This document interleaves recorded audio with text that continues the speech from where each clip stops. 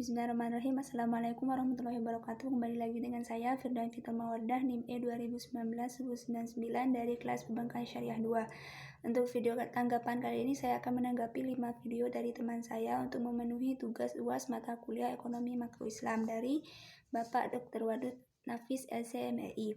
Untuk judul yang pertama yaitu konsep dasar ekonomi Islam dari teman saya yang bernama Ayu Walidatul Wahidah. Nah, konsep ekonomi Islam sendiri ini pengertiannya yaitu sebuah cabang ilmu yang membahas dan mempelajari tentang perilaku manusia dalam memenuhi kebutuhannya dan juga memuaskannya.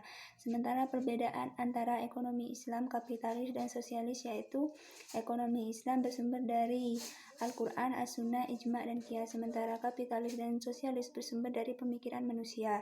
Mekanisme pasar dalam ekonomi Islam sendiri yaitu sesuai dengan maslahah atau manfaat terhadap masyarakat, sementara kapitalis dan sosialis mekanismenya yaitu bebas berjalan sesuai kemauan sendiri dan juga dijalankan lewat perencanaan pusat.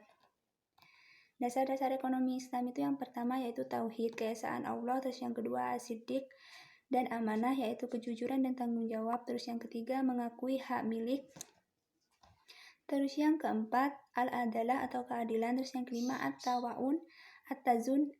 at-tawazun yaitu seimbang, terus yang terakhir at-ta'un tolong menolong.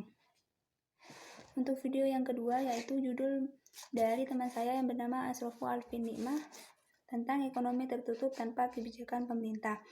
Nah, pengertian ekonomi tertutup tanpa kebijakan pemerintah ini disebut juga dengan ekonomi dua sektor. Nah, ekonomi dua sektor adalah perekonomian yang terdiri dari sektor rumah tangga, perusahaan, dan juga merupakan bentuk yang paling sederhana dari penentuan tingkat kegiatan ekonomi dalam suatu negara. Hubungan antara konsumsi dan pendapatan di dalam perekonomian yaitu pendapatan rumah tangga adalah faktor terpenting untuk menentukan tingkat pengeluaran dalam rumah tangga. Nah, ketika suatu rumah tangga belum mendapatkan pendapatan, maka mereka pasti akan mengkonsumsi, tidak menabung atau investasi. Nah, tapi ketika rumah tangga sudah memiliki pendapatan, maka pengeluaran akan semakin meningkat.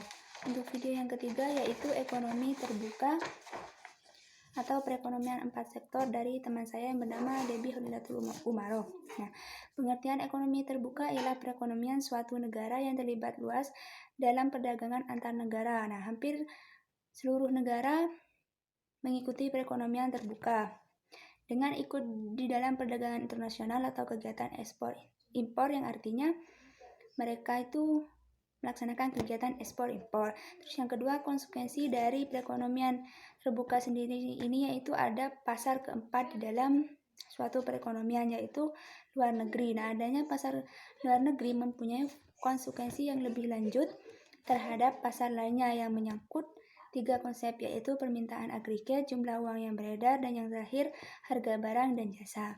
Terus untuk judul yang keempat yaitu mengenai perhitungan pendapatan nasional dari teman saya yang bernama Eka Puspitasari. Nah, definisi pendapatan nasional sendiri adalah nilai total output akhir suatu negara dari semua barang dan jasa yang diproduksi dalam satu tahun. Nah, konsep pendapatan nasional ini terdiri dari 6. Yang pertama, produk domestik bruto atau GDP, terus yang kedua produk nasional bruto atau GNP, terus yang ketiga produk nasional neto atau NNP, terus yang keempat pendapatan nasional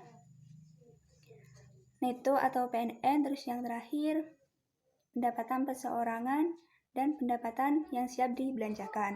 Nah, untuk materi yang kelima yaitu tugas dan wewenang otoritas jasa keuangan dari teman saya yang bernama Astuti Eka Kusnadi.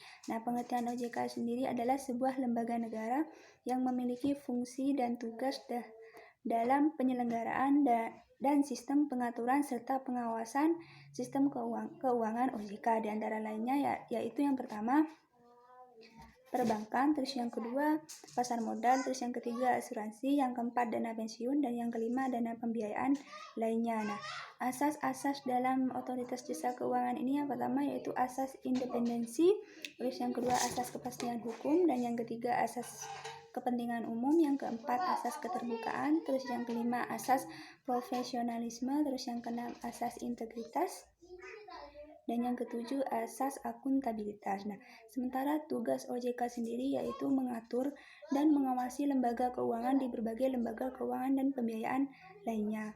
Mungkin sekian penjelasan dari saya, sedikit semoga bermanfaat. Wabillahi taufiq wal hidayah. Wassalamualaikum warahmatullahi wabarakatuh.